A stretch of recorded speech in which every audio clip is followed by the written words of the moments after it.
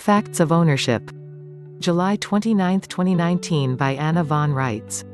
The word ownership in legalese does not denote the same thing as the popular meaning of the word. An owner in legal terms is a custodian, a caretaker of someone else's property. The federal government is an owner in the legal sense of all the public land in the western states, as an example. The actual possessors in being are the living people. It all actually belongs to us, but we have all these middlemen organizations acting as owners, and the custodians have not been competent, and in many cases, they have not been honest.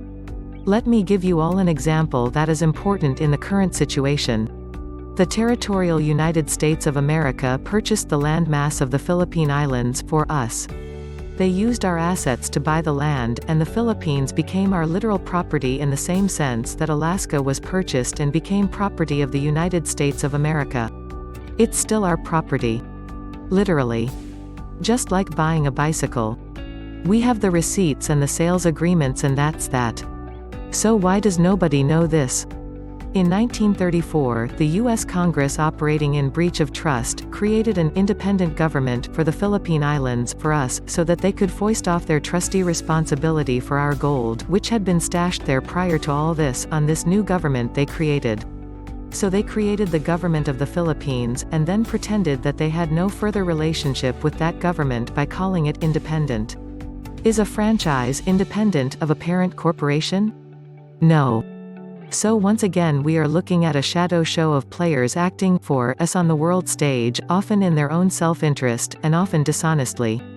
You will also note that they play both ends against the middle. We are the actual owners and they are misrepresenting us, which results in confusion and false claims and all sorts of misadministration at home and abroad. The people of the Philippines think that they have an independent government because the U.S. Congress said so, but in fact, what they have is a territorial government. They also think that the land of the Philippines is theirs free and clear, and it's not. People also think that aside from the Japanese attack on Attu Island in the Second World War, American holdings were untouched. That's also not true. Everything that happened in that theater of the war affected our property assets in the region. And still does. When such major historical facts are unknown or ignored, everyone concerned is left playing with half a deck. Whose gold was cashiered in the Philippines? Ours. Whose assets were used to purchase the landmass of the Philippines?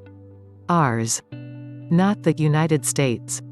Not the United States of America. The United States of America. Unincorporated.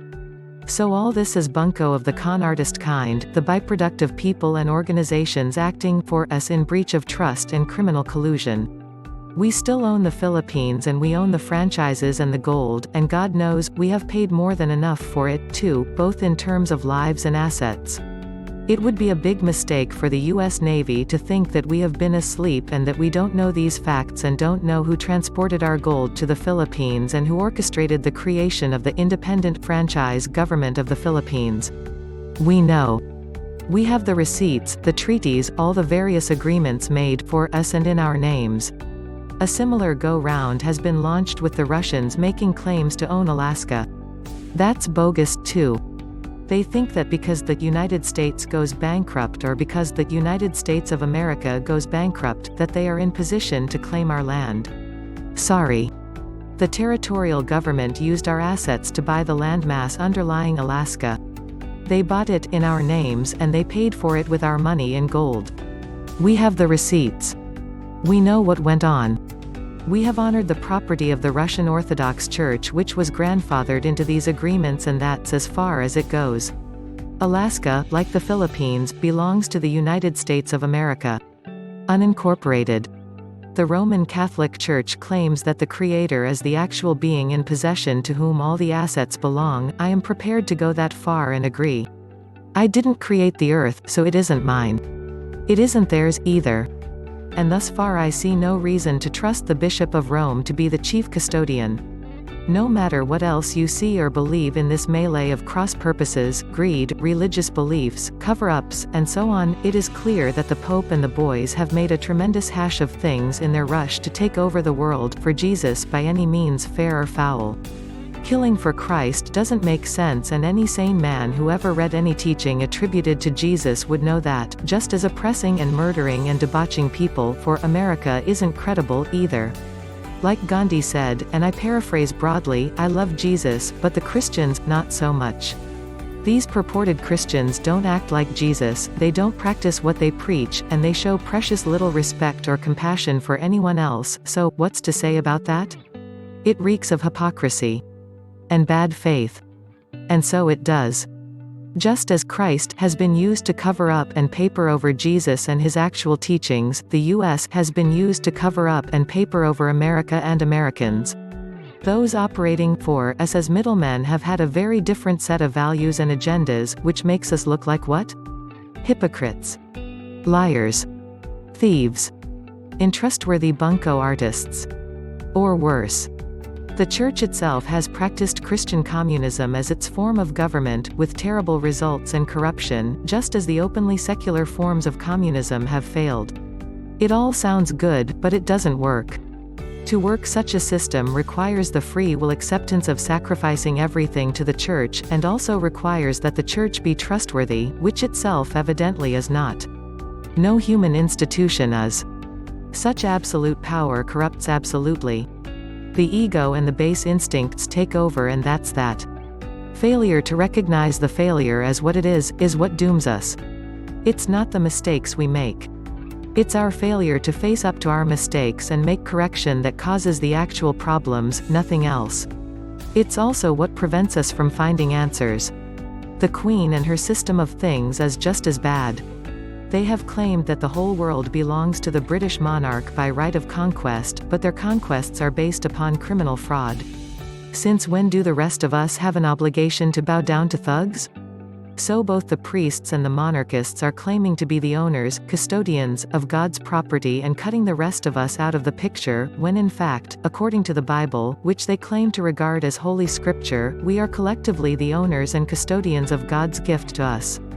And we are doing a wretched job as custodians of ourselves or anything else. Why? Because certain parties have not lived up to their obligations and have not taught people to be good caretakers, have not encouraged self-government for selfish reasons, and have instead sought to create a populace of ignorant and helpless dependents in order to facilitate their own manipulation of our lives and our assets to suit themselves. The Queen doesn't own Australia, Canada, or much of anything else. She certainly does not own this country, though she has usurped upon us and manipulated things so as to achieve a de facto kind of coup via breach of trust and improper exercise of delegated power. With these facts about ownership in mind, let us strive to own ourselves first, and our state second, and our country third. This is more than enough for all of us to own and be responsible for. I have a home where I live, and I have a cabin where I like to live in the summer, though I haven't had that opportunity for several years. It is an unfortunate fact of life that we can't be in two places at once. So we can't actually own the Philippines and we can't actually own Alaska if we are in Louisiana. There are limits to physicality and actuality that we all have to respect. As a result, all this talk and bargaining and claims and counter-claims is nonsense, and what we really need to do is learn to take care of ourselves, our families, our land, and what's right in front of our faces. We need to accept what is naturally ours and give back to others what is naturally theirs. The United States of America, the unincorporated federation that actually owns everything, does not propose to steal anything from anyone, anywhere.